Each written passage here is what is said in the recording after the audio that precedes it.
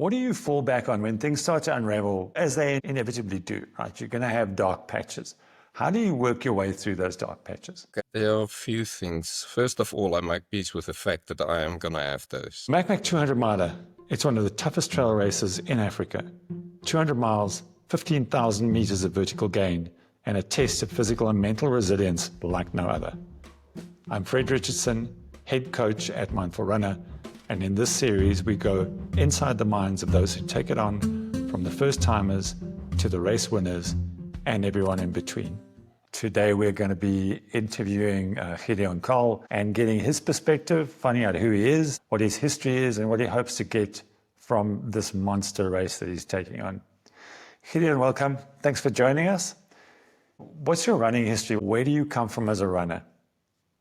I wasn't much of a sportsman in school. I only discovered sports around 30 years of age. So I was mostly into mountain biking, and I think it was about 11, 12 years ago when I decided now I want to run. And then I read every single book I could about the topic. I'm one of those people. Read Born to Run, made my own sandals to run in, bought 5-finger shoes. But eventually I decided now I want to do the Comrades. So 2015, my wife and I did the Comrades, and then I had to do the back-to-back. I didn't do much trail running, and it wasn't very structured running. I didn't belong to a club really.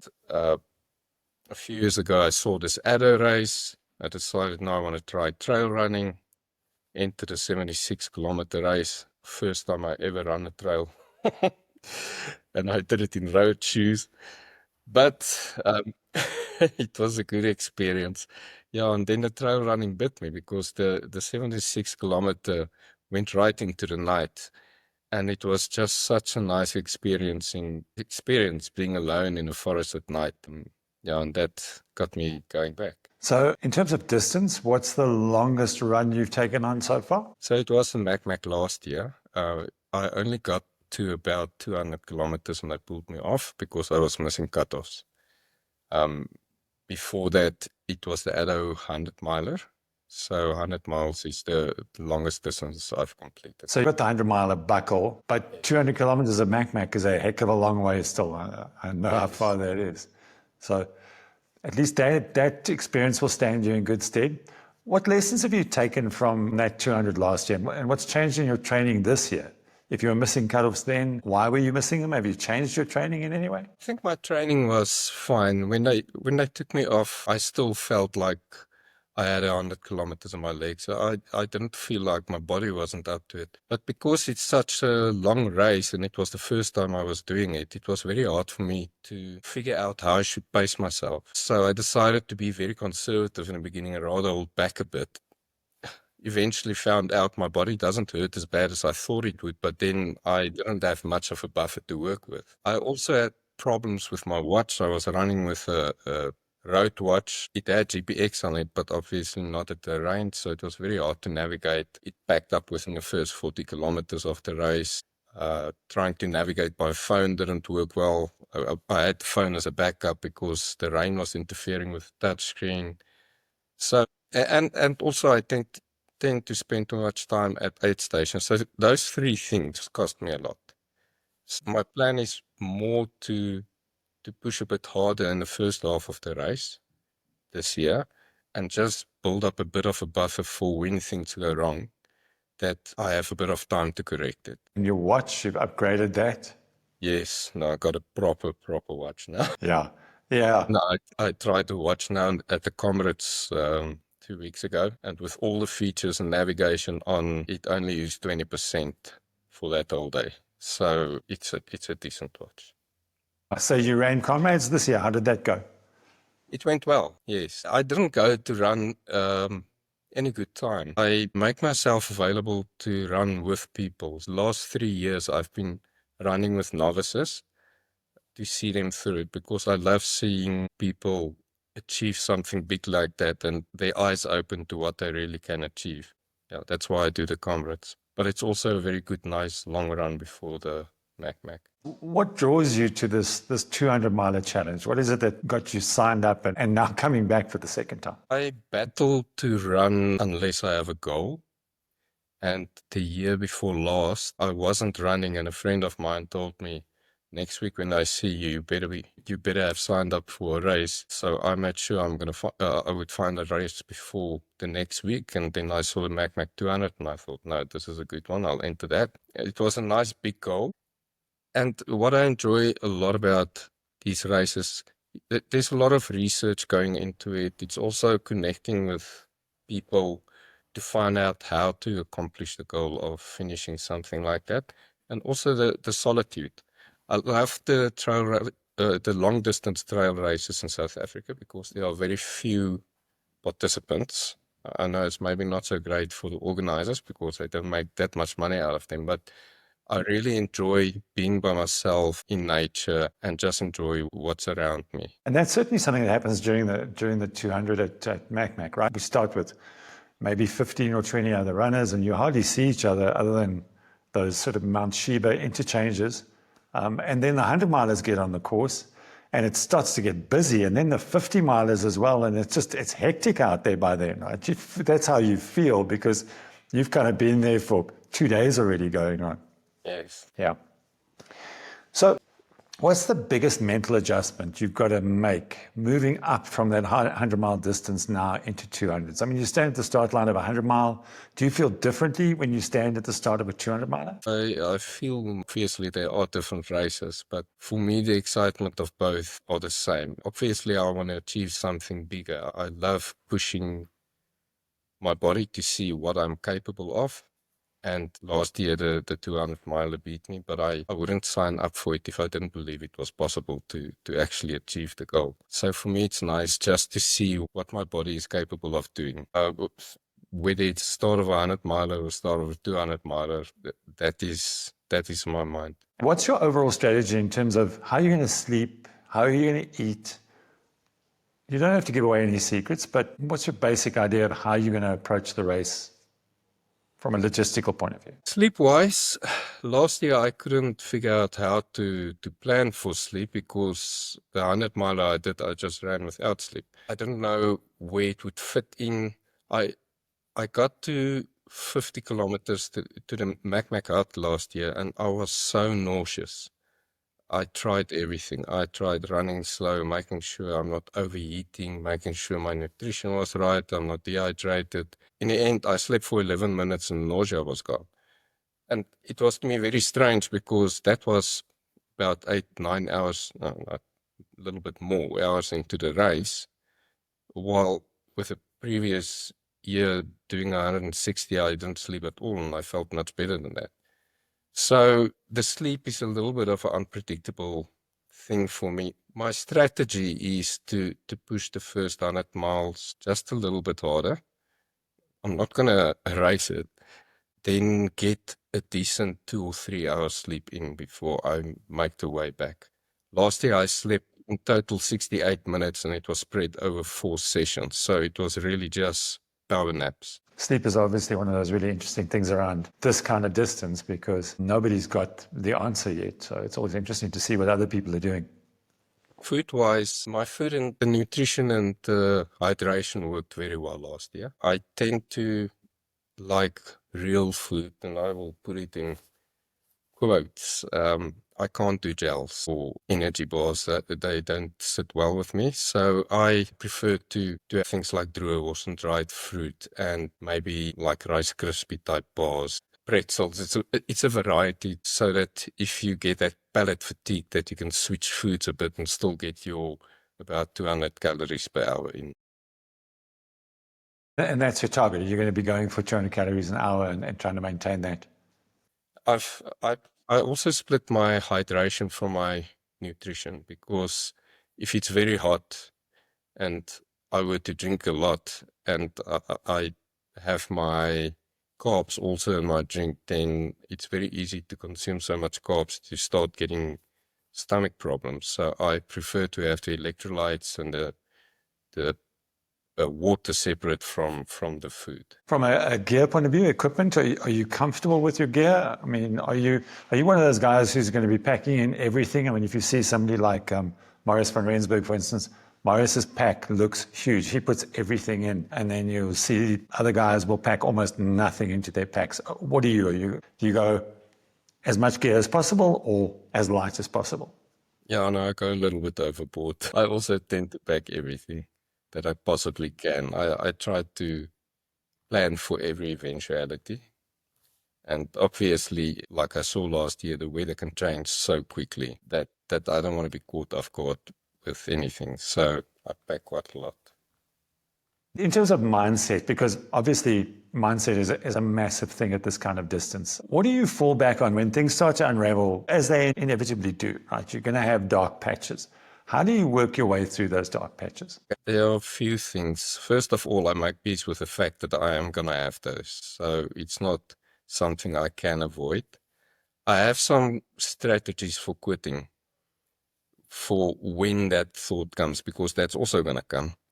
And one of them is, for instance, that I cannot quit at the aid station I'm at. I can only quit at the next one. So if I feel like quitting, then I have to at least go to the next one. And normally you find that things change a little bit in that distance and you don't feel like quitting anymore. What I also would do is I would verbalize it to someone. If there is someone with me, I would tell them, I feel like quitting, talk me out of it. So my plan is to stay in the game as much as possible. My wife is a very kind and a very supportive person, but she doesn't like seeing me suffering. And I actually had to tell her, if you see me, it doesn't matter how bad I look, you cannot tell me that I might quit. You can only keep me in the race. Yeah. Yeah, I think that's important. One of the things that I always advise seconds and seconding teams, when you see a runner, it doesn't matter what they look like, you smile, you love them, you tell them they look fantastic, they're really looking good, they're coping well, they're doing amazingly, and you push them out the door and keep them moving. You don't want to see that look in your support team's eyes that says, man, you're broken, because you know you are. You don't need confirmation. Why do you do this to yourself? Yeah. I get the impression you're quite active in your road running club as well. How does that community assist you in training? You've already told me you help out novice runners as well. Do you find that community is an important part of your running? Yes, I do. I must confess that I actually don't run with the club as often as I need to. I like doing long distances and I do like running by myself, but every time I run with them, I push myself much harder than I would by myself. So I definitely need that community to improve my own running. When I go on a long run, then I prefer the quiet. I rather listen to books or music while I'm running. But the club is to me important. I remember many years ago, Barry Stander used to be a mountain bike rider, and he died quite young. I think it was about 12 years ago he died. But the one thing that impressed me was a world-class mountain biker, and he would go on weekends and cycle with beginners. And I thought that's very important that you don't forget your roots. You mustn't forget where you started at. I also started at a place where I couldn't run 5 kilometers. And that's why it's for me important running comrades with novices, that they can just also experience that growth and the possibility and achieve their full potential. Yeah, running with the club, that's for me. Beginning of the season, I run with club a lot. When we get closer to things like Mac, I tend to do a lot of long distance, and then I find I run more by myself than other people with the. Talking about the community, are you going to have a crew at Macmac? You've spoken about your wife. Is she going to be supporting you? Yes, she will be there. Cool. And that relationship, is she super soft on you, or does she kick you out and go, no, you've got 5 minutes? No, she's been getting good. I've told her. So Okay. I run to work quite frequently, and sometimes I just don't feel like it. So some mornings when I'm up at 20 minutes past 4 and she wakes up, her words to me will be, good job, not good morning. She wants me out running. Yeah. And I've also, because I told her before, you must only keep me in a race. She normally hides little messages all over in my kit. So when I dig for an energy bar, I will find a message. But the messages are also getting to the point where it is keeping me in the race. Just Yeah, another funny thing about the support. She told me she booked herself in at Mount Sheba at the hotel there, but only herself. And she told me, you better finish this race or else we're going to pay for 2 people's accommodation. She wants me to finish to keep that cost down. That's great. Yeah, that's a lot of pressure. You know the dot watchers are there, right? You've experienced them. Do you get a sense that you've got much more of an impact on your community than you initially think? Yes, I do think so. When I did get back off the run last year at the club, so many people came and said, oh, this is such an inspiration, or they were watching the dot all the time. And it's many people I didn't know. So there's definitely a lot of people that do follow the event. From a mindset point of view, do you go out with like personal mantras? Do you have some sort of like words that you use out there? I mean, I know sometimes I'll just count, like, getting up, walking up a hill, I'm just counting my footsteps. Or there'll be a song that plays through my head again and again, and it plays for the entire length of the race, and it's the same song. Anything like that? Yeah, it sometimes happens to me that the song just gets stuck in my head and it just keeps me going. I also tend to talk to myself like in a third person, where I will just tell myself when I feel like stopping or going slow, tell myself, listen, Gideon, this is not the time to go slow now. You actually have more on your legs. There's no reason for you to take a rest now. Instead of trying to push too hard, rather go a bit slower, but you're not going to stop now. So I tend to talk to myself like that. Yeah, and then as I said, I've got a little notes from my wife that normally encourages me. So I will read those when I feel I need to get myself moving. And advice to anybody else who's thinking about doing a 200 miler, what kind of advice would you give them? First of all, it is a big journey and a lot of discovery, and it is very satisfying. Even though I didn't finish last year, it was to me such a big thing that I couldn't imagine not coming back and doing it again. I would advise them to have a very good watch. Also to connect with people that have done it before. So when I initially signed up for the MacMac, I didn't know anybody that has done such a long distance. And then once I got onto the WhatsApp group and started asking questions, a lot of people came out of the woodwork. I also think another piece of good advice is to do backyard ultras.